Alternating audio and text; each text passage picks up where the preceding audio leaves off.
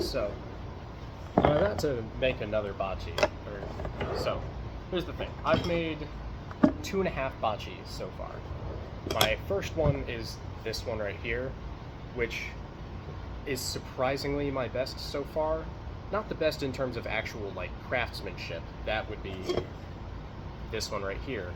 But in terms of, like, the design itself, I stayed fairly closely to what an actual Chikuzen Biwa bachi would be with this, but I made some modifications. First of all, the thickness is basically identical, like, from what I'm aware of. And then this part right here is a little bit bigger than other bachi. I also connected it a lot differently. I did how it's connected is there's a bit of wood here and a bit of wood here from the actual main part. So it's like this, and then the actual striking part of it rests in that little space where my face is right here. Like that. And so I connected it a little bit differently because traditionally bachi are connected like this shape, like the main body part here, this wood, is shaped like this, and then the other wood just kind of fits over top of that like a triangle. So it just goes shwoop, shwoop, like that. I can't do that. I'm not good enough to do that, and so with this one, I did it this way, and then you can tell it's a really bad like actual workmanship job. You can, there we go. If you get a glare on it, you can see there's gaps all in this. And like even on this side, you can tell like it's kind of bad. And yeah, it's just really bad like actual workmanship. This is very poorly made, which makes sense. It was my first one. The second one I made is this one. I made a couple intentional like design choices to make it a little bit different. Like I made it a lot thinner, first of all, like a lot. I made it about half the thickness. And then this one, traditionally, Chikuzen Biwa bachi are like this. So this part right here, I did exactly the same. But then right about here, they're supposed to just go out at straight angles, but I made it curved. Shwup, shwup. And so I made the curves a little bit more exaggerated because I thought that would have made it better. Newsflash, it didn't actually. It made it a little bit harder to play. This side specifically was the side I wanted to be striking the strings with, like so, like da da da. I got my biwa right there. I could do that, but whatever. And so I made it a little bit more exaggerated because I thought it would have been better. It wasn't, by the way. And so I only learned that in hindsight, before, like after I made this one. This one's not done yet, so I'm calling it my 2.5 bachi because it's not done. I haven't finished sanding it, and I haven't like finished it with polish or anything like that. And so this side has an even more exaggerated angle, which I know I'm not gonna like. And so I'm still gonna finish it, like get it done just to have another one. But this side is probably gonna be the one I would play with because it's a much less extreme of an angle, and I could actually like play with it. And so I'm gonna make a new one, like just brand new, another one from scratch. Not using this. I made a couple different body blanks, like this one, which was as thick as this, but cut it in half, turned one into this. And so these are all just inherently going to be flawed, now that I'm aware that they are. And so I'm going to make a new one, completely like brand new. I don't know what wood I'm going to make it out of. I may make it out of, I don't really have any African mahogany, so I can't make it out of that. Maybe poplar, just because I have it around. But either way, I'm going to try to make it a little bit more traditional, almost as if the fucking Japanese knew what they were doing when they made their bachis for biwa, Chikuzen biwa specifically. How they're made, let me just use this little blank piece of wood. I'm not going to use this. This is, I think, a little bit too small. But how it's done is there's this bottom part right here, the little circle schwap, which I've kept basically the same on all of them. I do like this design a little bit better. I like it thinner. However, I may make it thinner, may make it a little bit thicker, more like this, to compensate for weight. And then, so there's that part, and then it comes up a little bit, and then it comes out at 2 straight angles. And then, also traditionally, instead of just one flat piece of wood, it's, the main bachi itself is kind of shaped like this, and then the 2 striking parts of the wood are added as just the corners.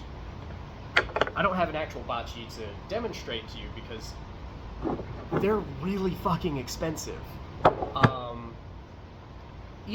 Not even buying one from a maker, like completely disregarding that, that's going to be a lot more expensive. Buying one secondhand through an online auction site that I got my biwa from, right here. I got this on an online auction site through basically Japanese eBay. They have an auction for it, and I can't use Japanese eBay directly, so I had to use a proxy service. But either way, I got this for about $200 because the condition it was in was barely playable, but needed a lot of fixing, and so I did that. But I got it for $200, basically about like $300 total with shipping.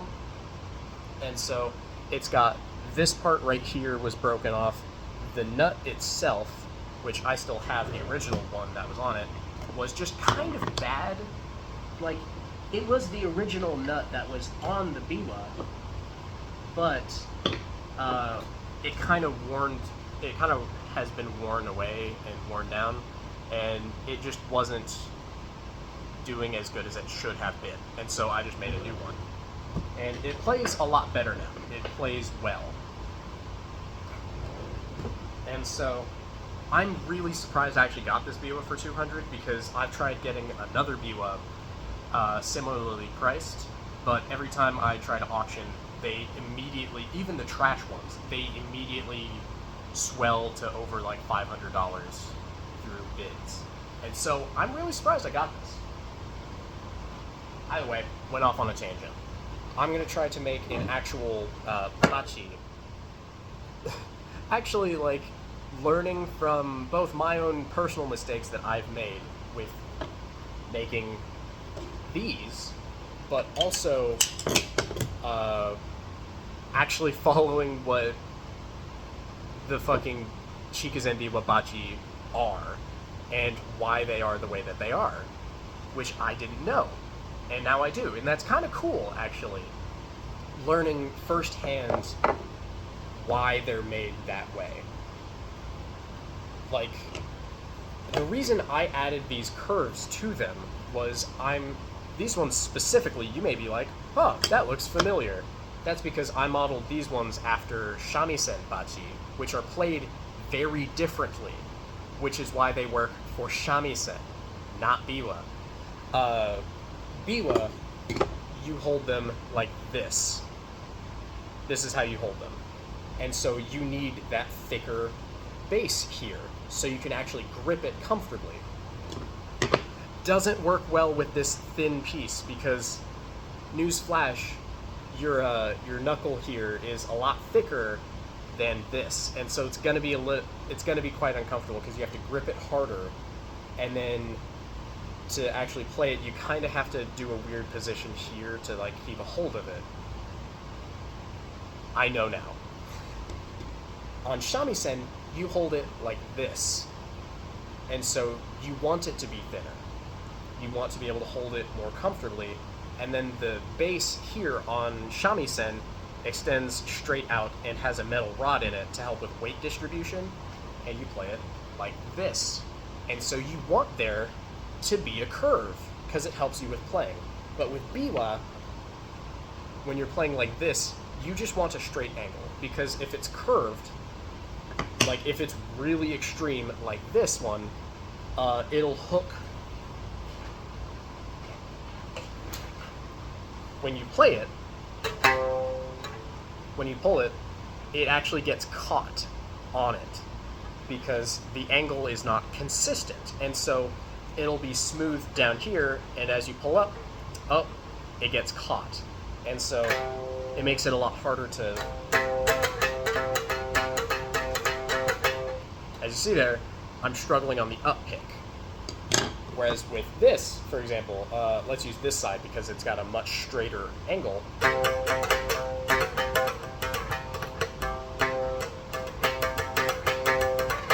Again, this is also curved, not ideal. It's also got a much wider angle, so not ideal. This one, however, this side specifically, I'm also demonstrating immediately, I'm not good at Bebo right now. But either way, you want a consistent angle so that it doesn't get, so that the bachi doesn't get caught on the strings, making it more difficult for you. All that to say, I've learned, and so I'm going to be I'm learning from my own personal mistakes, and also I'm going to be actually looking at different bachi online and seeing how they're made, what they look like, and then thinking to myself, why are they that way? And I'm going to try to perfect my own bachi, and then only then am I going to try to sell it in a way, because I can make it pretty quickly. Like these, not this one because this one was my first one, but for example, this one right here, my most recent one, I haven't fully sanded it and finished it down how I want it just yet, but actually just shaping it and gluing it down took a day. And so the wood cost itself, depending on the wood, can be expensive, but fairly negligible. Like this one, I used snakewood, and snakewood is quite expensive. This piece that I've got right here, I think cost about 70 bucks. Maybe? I don't know. I don't remember off the top of my head, but it's expensive. And so, but if you use a very easy to find wood, like for example, African mahogany for the body and African blackwood for the striker, the wood cost is basically negligible, like with the amount that I have. And so if I use very low cost woods, the wood cost itself is pretty negligible, and then the actual amount of time I spend on it is very little. And so I think I could probably I can definitely sell these a fuck ton cheaper than I can buy them on auction, and then probably significantly cheaper than buying from a maker, but that's because I don't know any makers personally, and so I can't ask them how much they charge for them. But either way, I'm planning personally to charge about, once I get my craft kind of set and I can deliver consistent quality, I'm gonna charge probably about 75 to 100, maybe more, maybe less, depending on the wood that somebody wants. For example, if I were to make this again, I used a fairly decently figured piece of Purple Heart, and then the snakewood. Those are both pretty expensive woods, and so I would charge more for this as opposed to this. This I would probably charge 75 for. This I'd probably charge 100. Either way, this video has gone long enough. Yeah, just my own personal findings and stuff. I'm going to try different finishings as well. These two, I've just used linseed oil. This one, whenever I finish sanding it down, I'm going to use tung oil. Is that what I'm using? No, I'm going to be using true oil, which some people also call it gunstock oil. It's just a lot tougher of a finish, and that's kind of what I want because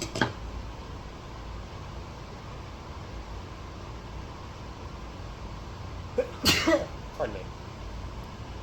This one specifically, it's got a little bit of wear and tear, not a whole bunch because it's wood and it is finished, but some parts of it, right here, you can't see it, but you can feel it. It's kind of worn down a little bit. But either way, that's where I put my middle finger, is where it's kind of worn down. Either way, video has gone on long enough. Just wanted to show you guys what I've been doing, because I haven't posted in a hot minute. So yeah, look forward to more updates. Probably the next update will probably be, I'm going to use probably 9 times in a sentence. My next update will most likely end up being one of the instruments that I've recently purchased and finished.